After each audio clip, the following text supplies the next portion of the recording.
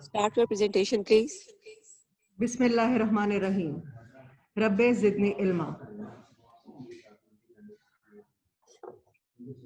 The quote of the day. If you don't go after what you want, you will never have it. If you don't ask, the answer is always no. If you don't step forward, you're always in the same place. Assalamu alaikum. My name is Dr. Sadia Rafiq, and today the topic of presentation is moms. The topics which I will cover in my presentation are introduction, epidemiology, clinical features, differential diagnosis, complications, control and treatment, prevention of mumps.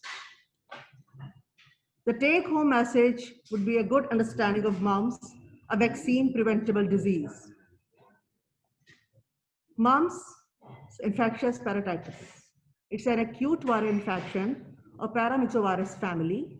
Prior to vaccination, it was a common childhood disease worldwide and is still a significant threat to health in the developing world. Characterized by swelling more commonly bilateral than unilateral of the parotid salivary glands. Incubation period is 14 to 12 days and is communicable from 6 days before to 9 days after facial swelling is apparent. It can lead to sterility, brain inflammation, or deafness. Epidemiology of the mumps. First of all, the distribution. It is by time, place, and person. It is highly prevalent in winter and spring season, more prevalent in overcrowded places, and the children with poor malnutrition, poor nutrition. By person, 85% infections occur in children under 15 years. Immunity. Children under 6 months are immune because of maternal antibodies. Long life immunity after one attack. Determinants. These are primary and secondary determinants. Primary determinants includes causative agent, which is myxovirus parotitis and RNA virus or myxovirus family. Secondary determinants includes overcrowding, poor nutrition, winter and spring season.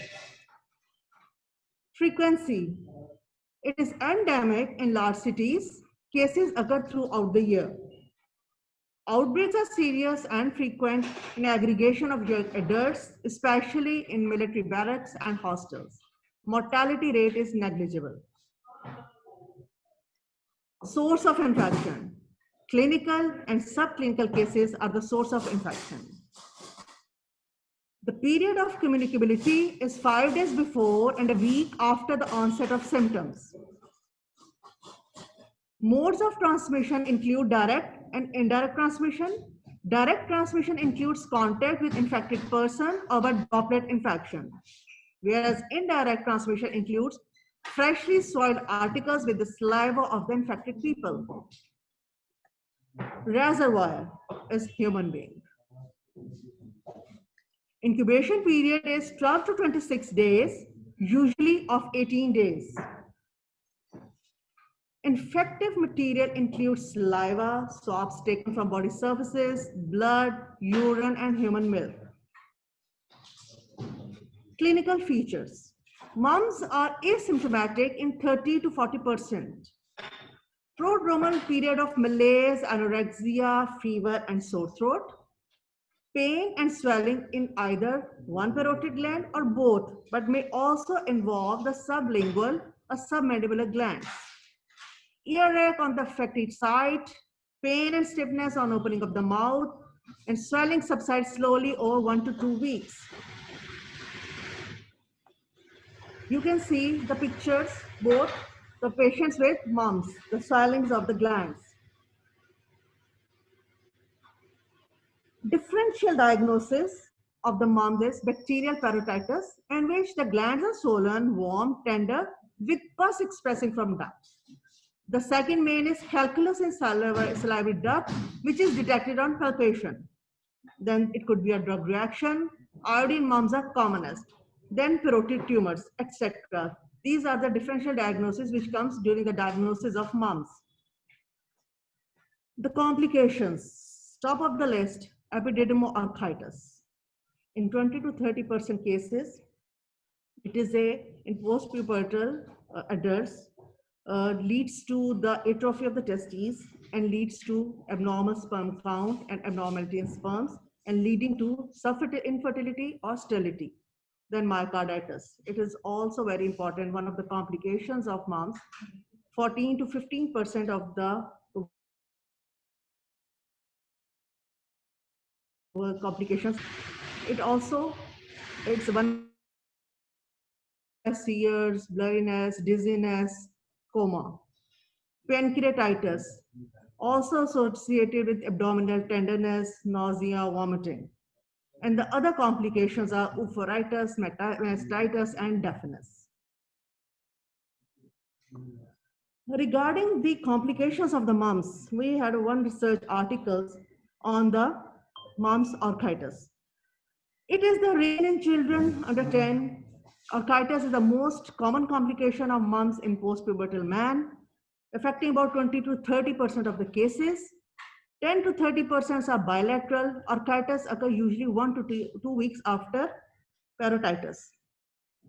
It was basically a research article which was done in the United States, in which there was a endemic. As we all know, the mumps are endemic, but sometimes there is outbreaks of the mumps as well.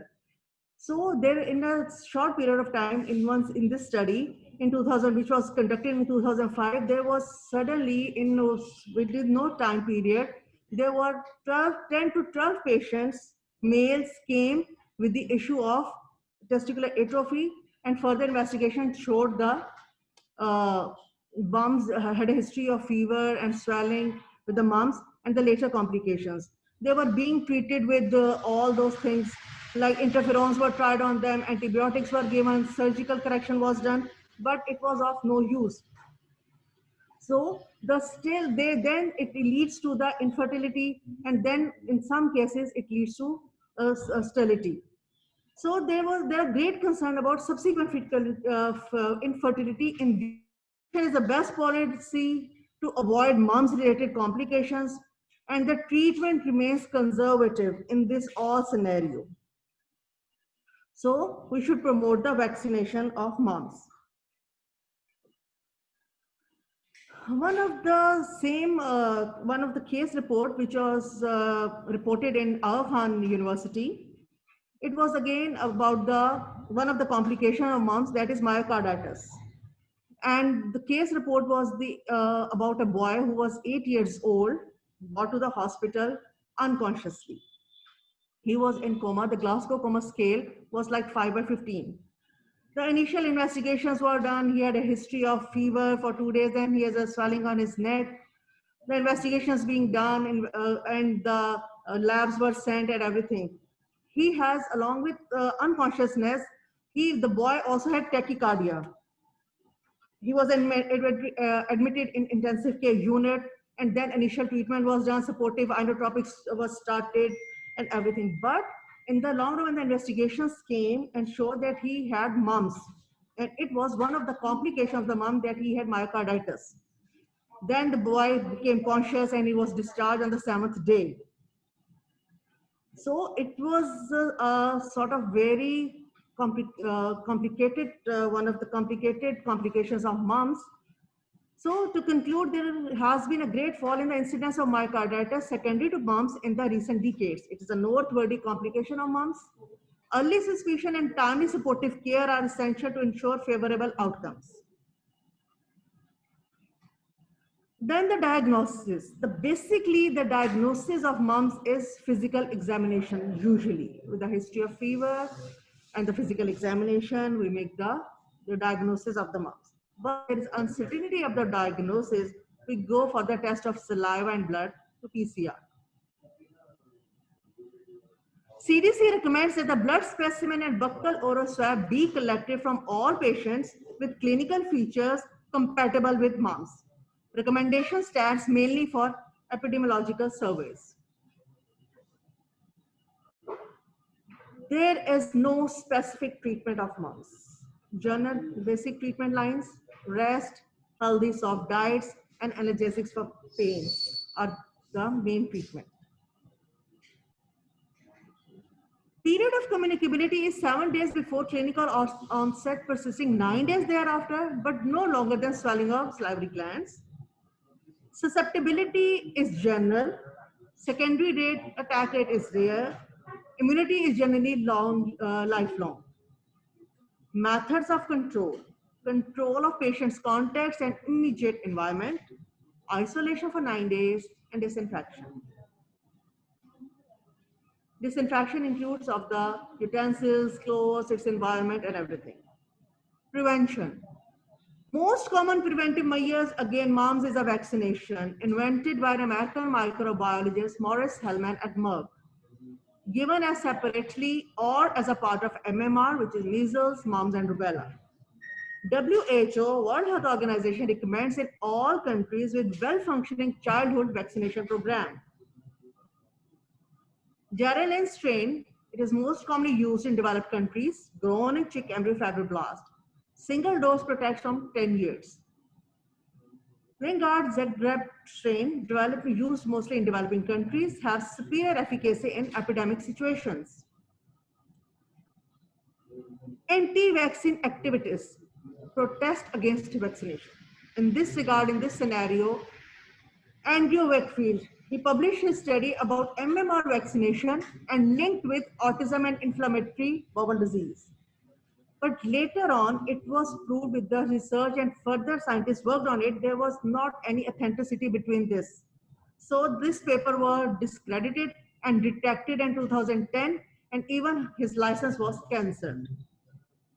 WHO, American Academy of Pediatricians, currently recommend routine vaccination of children against mumps. In Pakistan, mumps vaccine as a part of EPI program. MMR vaccine is available in commercial market for private patients. As you can see, this is the Pakistan funded program of immunization vaccination schedule. This is started from the birth to 15 months, covering 9 dreadful diseases. It is designed and recommended by WHO. It is also an article related to the EPI program. First is the Pakistan, the introduction of immunization program increased coverage from 5 to 84 years. Despite this, 58% of children are at risk of disease are currently unimmunized. Pakistan has the third highest burden of child mortality and is not achieving Millennium Development Goal 4 at an acceptable rate, meaning it is a trailing behind for child mortality. For this reason, there has been an increased focus on how best to tackle this. A multifaceted approach must be met. In other countries, when there is an application of the EPI program, they have controlled or sometimes they have just eliminated these dreadful diseases from them. But Pakistan is far behind all these things. What are the things, what are the complications, what are the problems which we need to address? Within Pakistan, it has encountered many problems since its inception of EPI program, including logistically obstacles, inefficient health worker attitudes, parental and female awareness, education, the influence of religious community leaders, and the complications that accompany conflicts. So these are the problems with the Pakistan that make it difficult to implement such initiatives.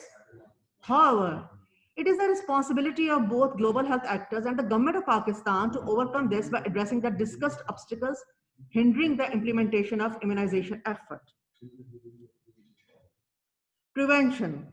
Its prevention is only by vaccination. Vaccination immunity is 2 types, active and passive. In active, we have mum vaccine. Live attenuated vaccine is available as single or as MMR, measles, mumps, rubella. Single dose of 0.5 ml IM at 12 to 15 months. It produces 96% of antibodies in the recipients. A second dose of MMR should be given in routine at age 4 to 6 years. Passive immunity includes immunoglobulins. These are available, but these are not effective. Contraindications and precautions of the usage of vaccine. Severe allergic reaction to vaccine component or following a prior dose, pregnancy, immunosuppression, moderate or severe acute illness of other etiologies. Mumps surveillance. WHO recommends the following case definitions for mumps surveillance.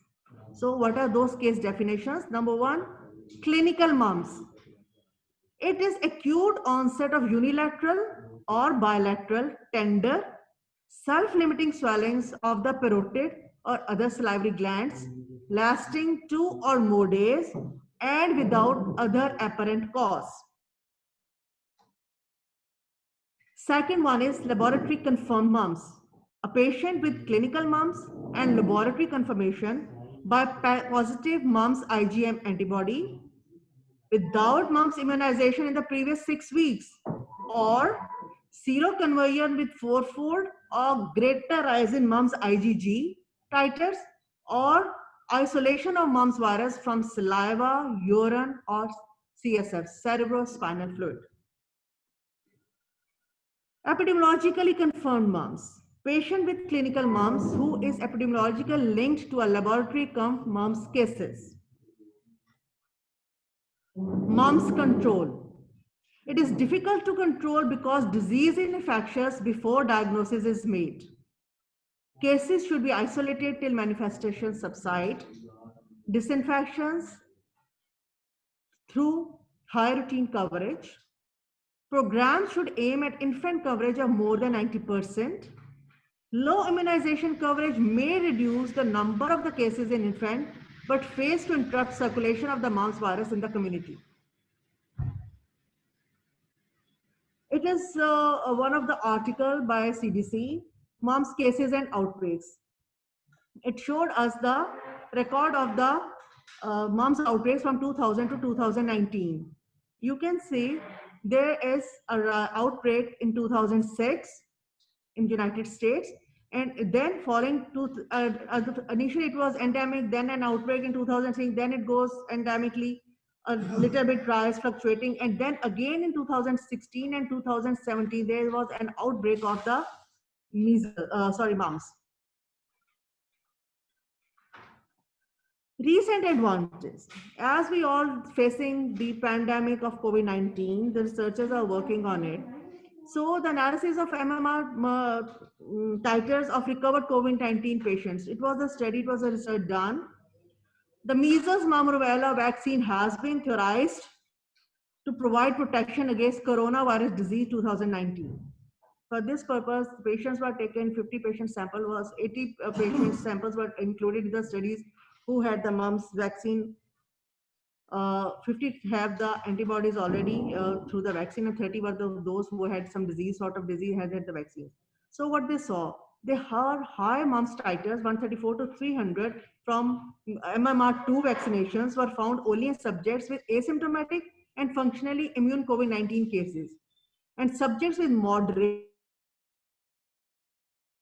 mumps titer values below 75. As you can see this by this graph, the mumps titers and the severity of the COVID-19. Those who have the high levels of antibody titers who are immune, functionally immune, and those with the severe COVID-19, they have low titers of the MMR, mumps titers. Then again, the MMR vaccine could protect against COVID-19.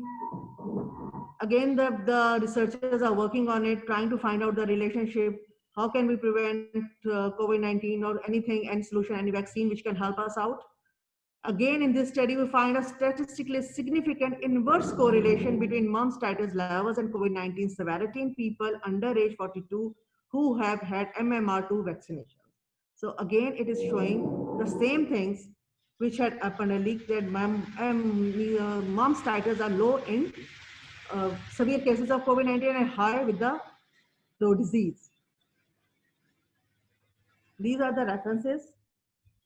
Thank you so much. Now we will move to the multiple choice questions.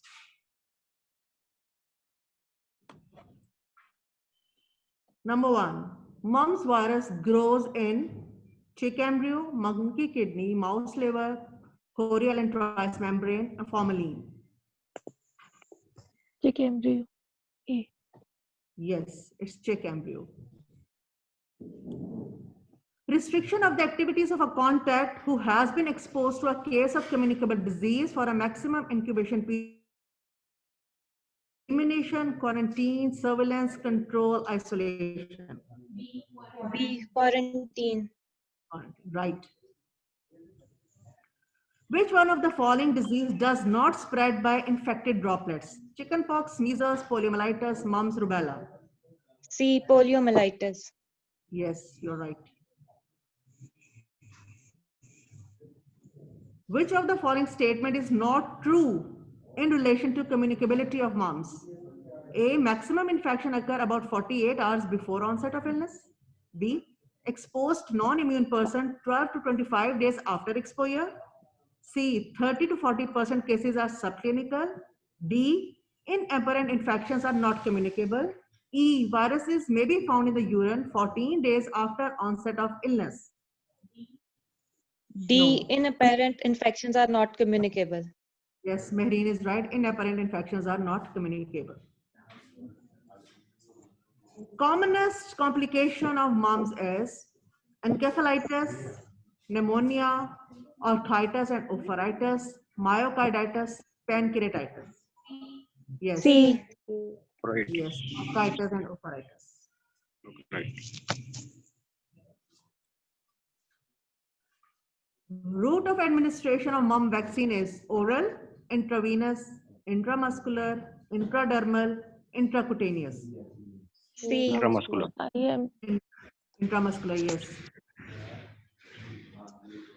Mumps vaccine belongs to a group of heat-killed vaccine, formalin-killed, live attenuated vaccine, toxoid or immunoglobulins.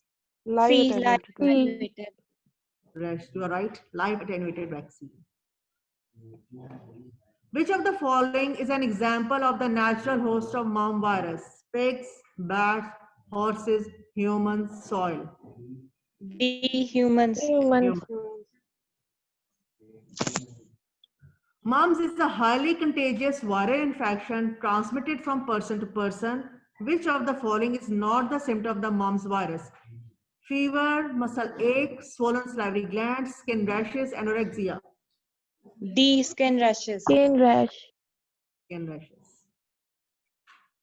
Last but not the least, newborn is protected from developing mumps after birth. How long? 1 month, 2 months, 3 months, 5 months, 6 months. 6 months. 6 months.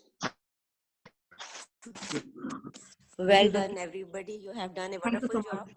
I think who has given the maximum answers, Dr. Sadia? Mehreen and Naila.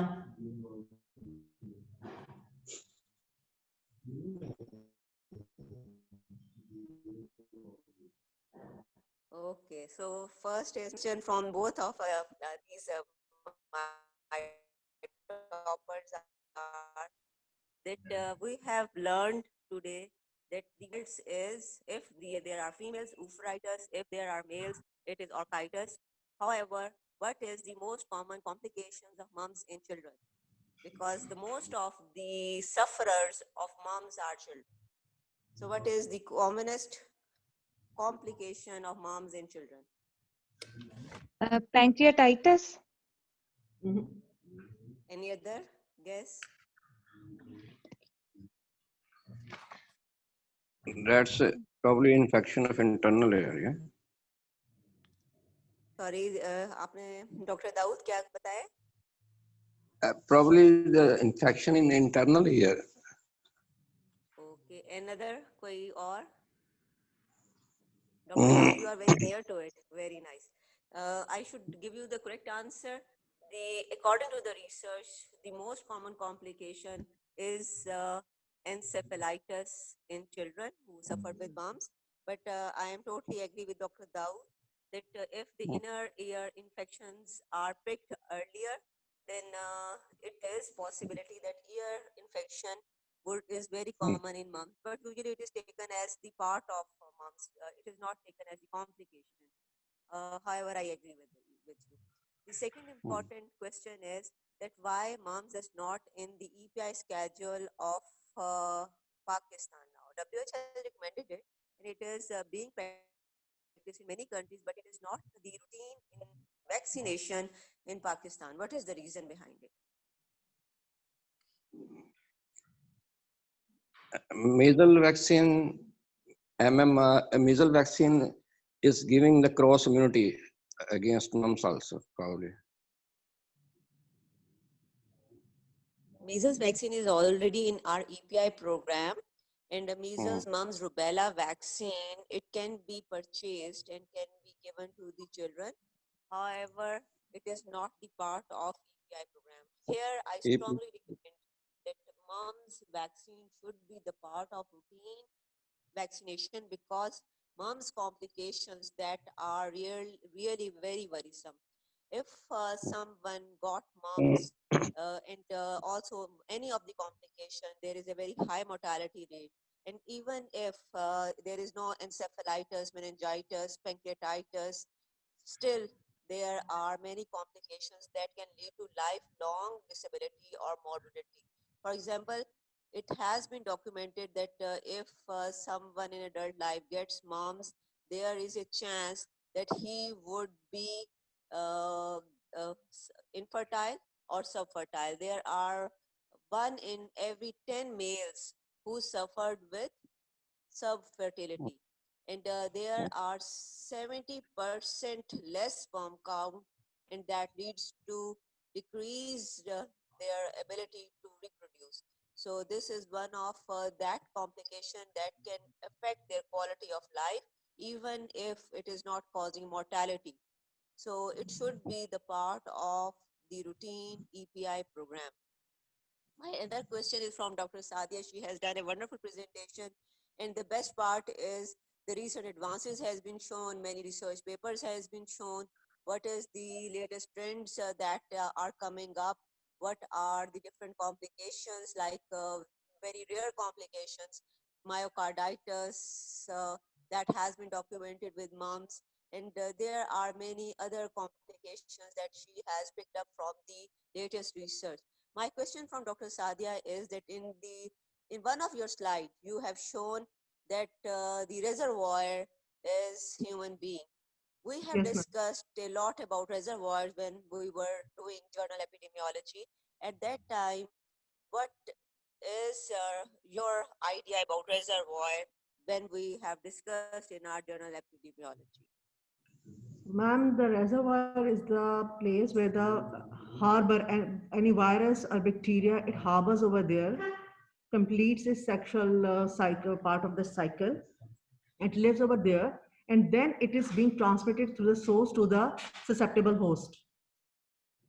Thank you very much. Very nicely described the term reservoir.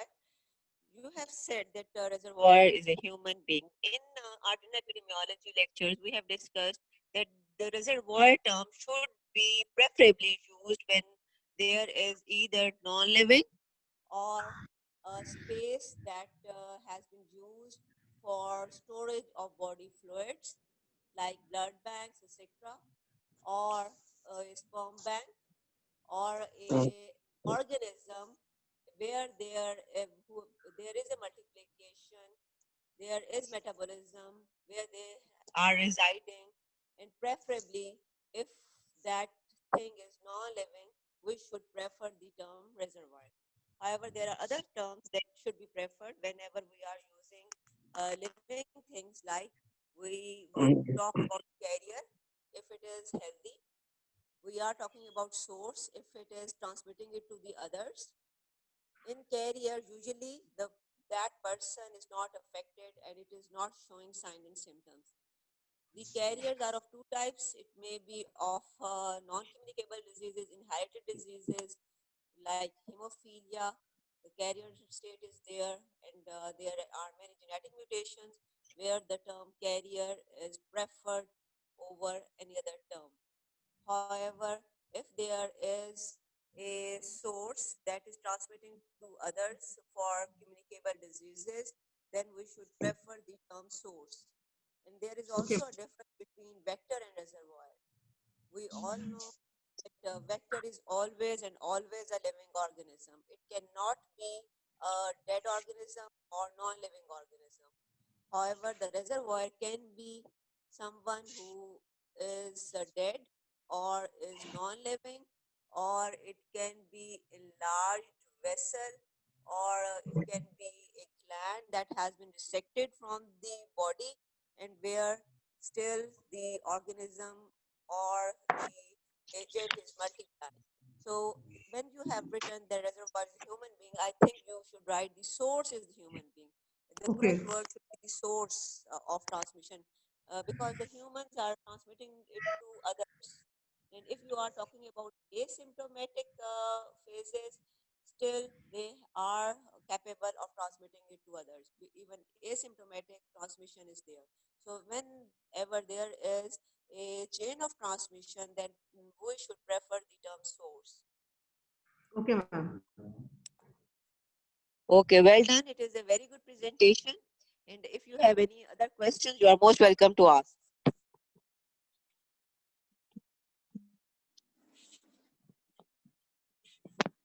Okay, best of luck, and thank you everyone for joining in the class.